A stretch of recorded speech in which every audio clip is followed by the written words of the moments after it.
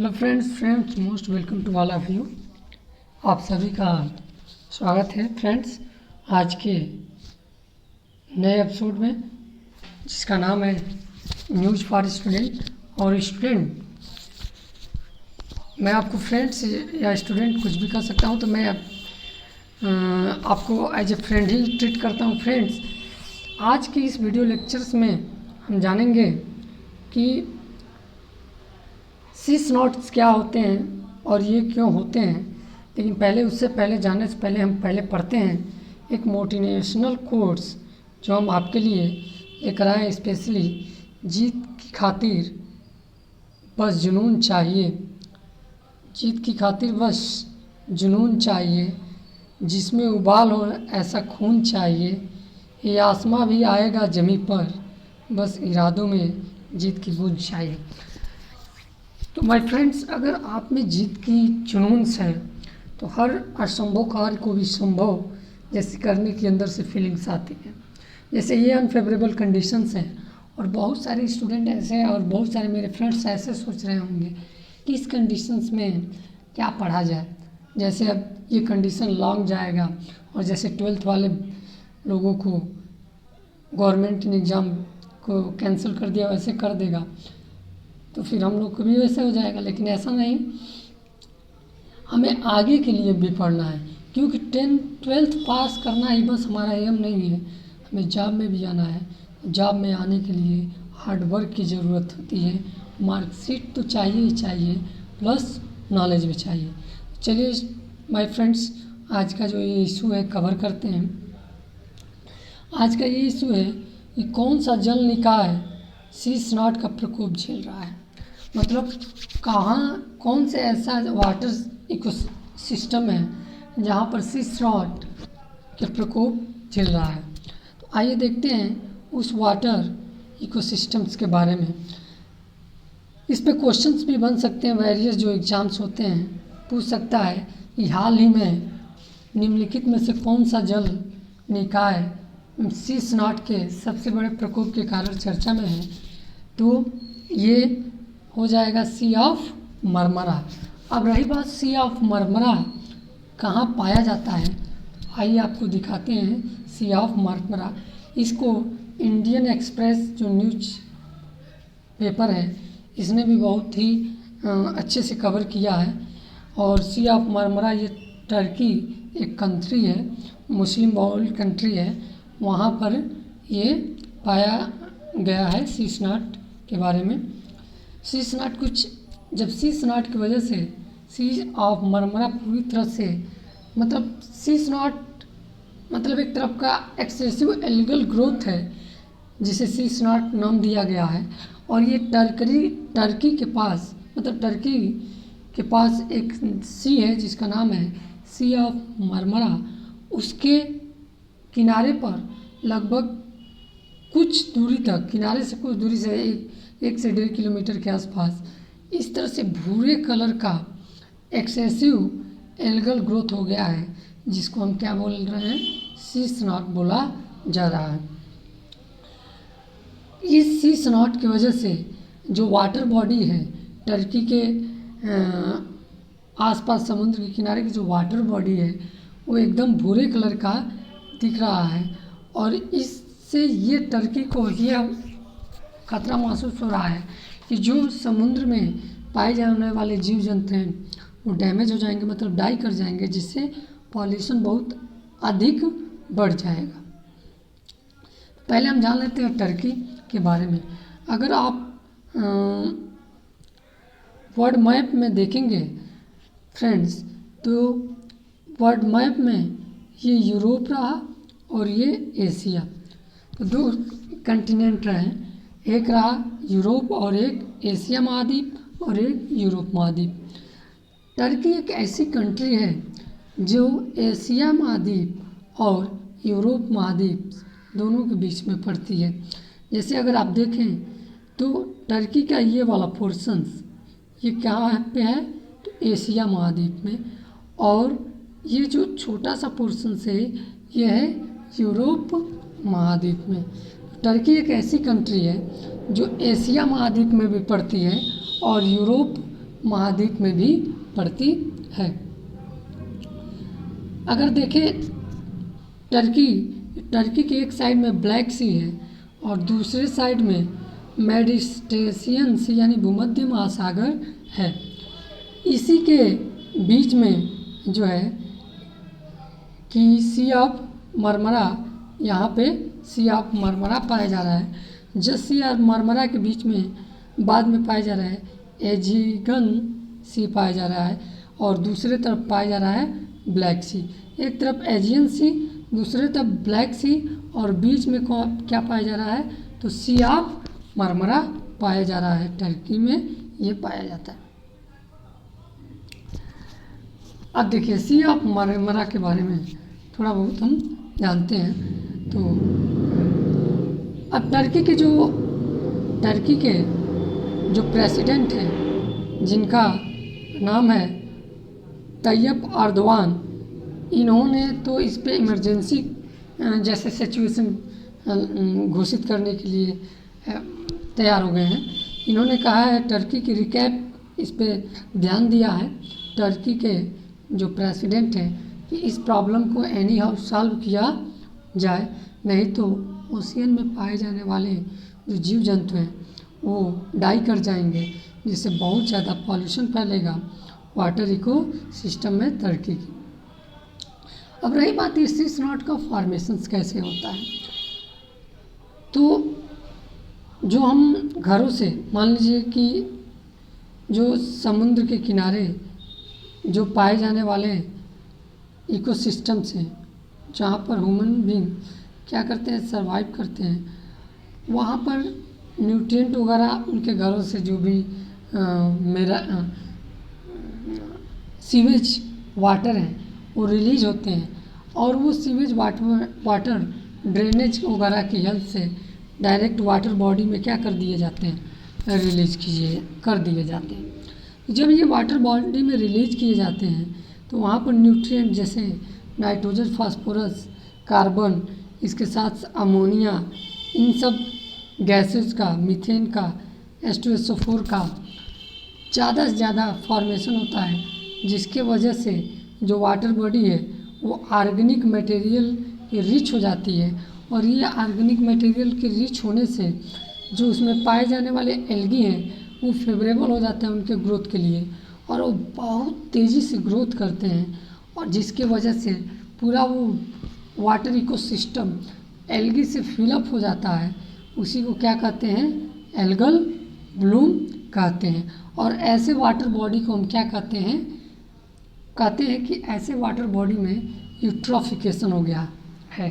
Class 10th और 12th student eutrophication तो पढ़े होंगे कि excessive nutrient rich food material की वजह से अगर कोई पॉन्ड में, किसी रिवर्स में एक्सेसिव ग्रोथ किसी सिंगल प्लांट का होने लगे तो उसी को क्या कहते हैं एल्गल ब्लूम, और इस कंडीशन को हम क्या बोलते हैं यूट्रोफिकेशन कहते हैं।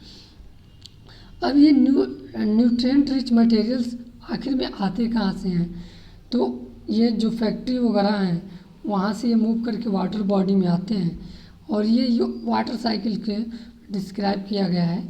वाटर साइकिल्स में वो क्या रहा है कि समुद्र से, ओशियन से वाटर इवेपोराइज होकर के एटमॉस्फेयर में जा रहा है। फिर जब क्लाइमेट चेंज हो रही है तो यही वाटर्स जो है कि रेनफॉल के रूप में वाटर बॉडी में आकर के गिर रहा है। अब न्यूट्रिएंट जो हैं वो कहाँ से आ रहे हैं, तो फार्म जो हैं जो वहाँ से आते हैं, जो रेजिडुअल हाउस वगैरह से निकलने वाले सब्सटेंस है वहाँ से आते हैं, कंस्ट्रक्शंस वगैरह होते हैं वहाँ से आते हैं, अबेंडेंट माइंस वगैरह वाले एरिया से आते हैं, सीवेज वगैरह ट्रीटमेंट जहाँ होते हैं वहाँ से। ये सब के सब वेस्ट कहाँ पे जाते हैं, तो ओशियंस और सी में ही तो जाते हैं, जिसकी वजह से ये कंडीशंस डेवलप होते हैं।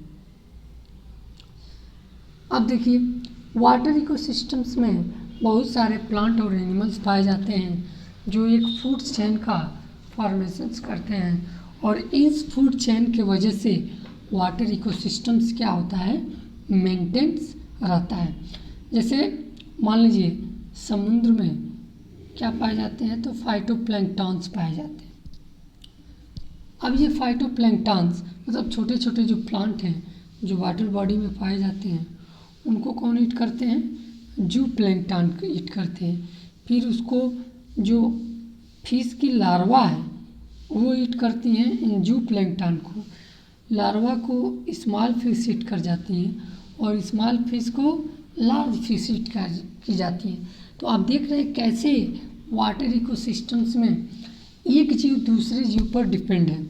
तो अगर मान लीजिए एल्गी बहुत ज़्यादा ग्रोथ कर जाए और सी के पूरे सरफेस को कवर कर जाए, तो पता चलेगा जो नीचे पाए जाने वाले जंतु हैं उनका ग्रोथ ही क्या हो जाएगा, रुक जाएगा। उनको ऑक्सीजन प्रॉपर नहीं मिलेगा, उनको लाइट प्रॉपर नहीं मिलेगा, जिसके वजह से वो कुछ समय बाद ऑक्सीजन की कमी से डेथ कर जाएंगे।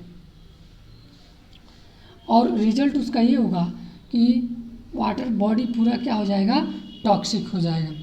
तो हुआ क्या है कि भूरे रंग के कफ की तरफ समुद्र की सतह पर जो है मरमरा सी में समुद्र की सतह पर श्लेष्म की वृद्धि हो गई है, जिसकी वजह से समुद्र के जो पारिस्थितिकी तंत्र है इसको क्या है, गंभीर खतरा पैदा हो गया है।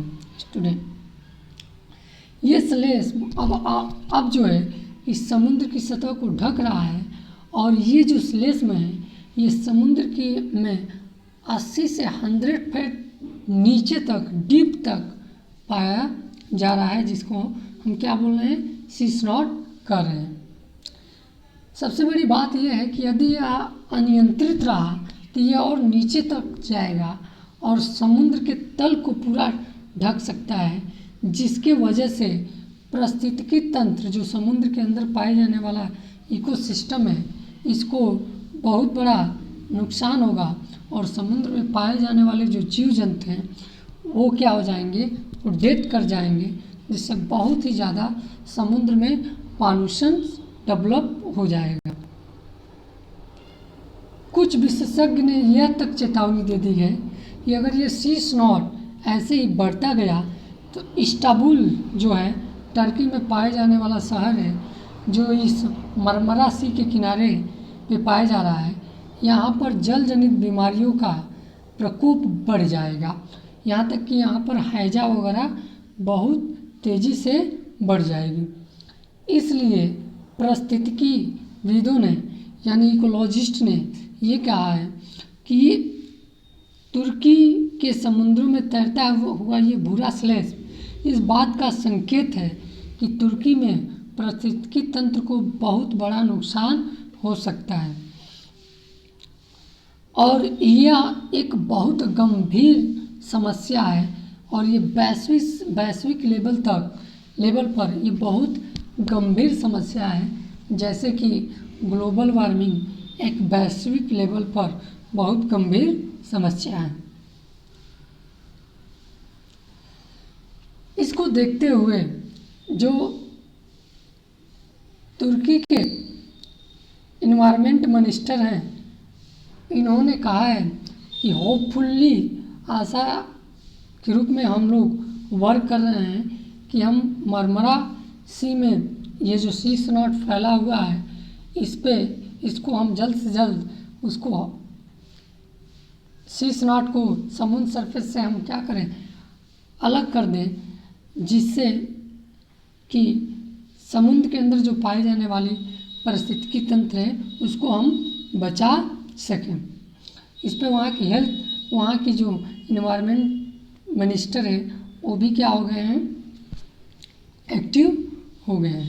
ये इतनी बड़ी समस्या है। वैसे वाटर पॉल्यूशन है और वाटर पॉल्यूशन जो है ये बहुत बड़ी समस्या है डेवलपिंग कंट्री और डेवलप कंट्री में, क्योंकि वहाँ पे फैक्ट्री वगैरह ज़्यादा है, जिसकी वजह से वहाँ पर जो फैक्ट्री से निकलने वाले वेस्ट मटेरियल हैं वो न्यूट्रिएंट रिच होते हैं, जिसकी वजह से ये सब प्रॉब्लम डेवलप होती है। इस प्रॉब्लम को देखते हुए तुर्की ने बिगेस्ट मेराइन क्लीनअप ऑपरेशन भी लॉन्च कर दिया है। यहाँ तक कि तुर्की ने ये प्लान किया है कि 40% तक हम नाइट्रोजन को कम करेंगे, अपने देश में 40% तक नाइट्रोजन की यूज को हम क्या करेंगे, कम करेंगे। यहाँ तक कि तुर्की ने लगभग 15 बिलियन जो है कि डॉलर को रिलीज कर दिया है अपने गवर्नमेंट फंड से। इस्तांबुल जो शहर है उसको, वहाँ की जो कैनाल्स हैं वहाँ को साफ करने के लिए इन्होंने उससे इतना फंड रिलीज कर दिया है। इकोलॉजिस्ट जो हैं वो कह रहे हैं कि अगर इस पे वर्क नहीं किया गया तो यह एक बहुत सीरियस प्रॉब्लम है।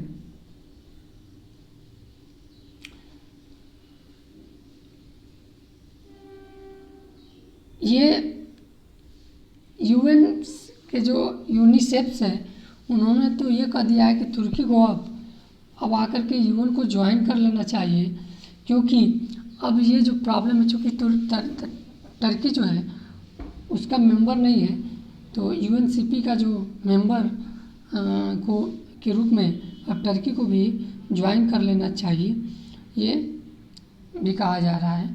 क्योंकि अब टर्की को भी अपने यहाँ इन्वायरमेंट पर ध्यान देने का ज़रूरी है।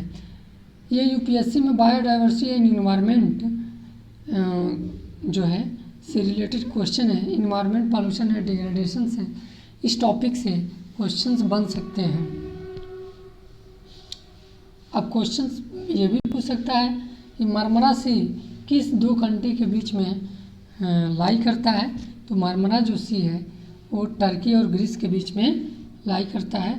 तो इसका ऑप्शन क्या हो जाएगा, इसका ऑप्शंस हो जाएंगे फ्रेंड्स बी जो है इसका करेक्ट ऑप्शन होगा कि मार्मरा जो सी है वो टर्की और ग्रीस के बीच में लाई करता है। तो आज का ये एपिसोड कैसा लगा ये आप ज़रूर बताएं कमेंट बॉक्स में लिख करके, और अगर वीडियो आपको पसंद पड़े तो लाइक का बटन प्रेस करें, चैनल को सब्सक्राइब करें तथा वीडियो को ज़्यादा से ज़्यादा स्टडी ग्रुप में शेयर करें।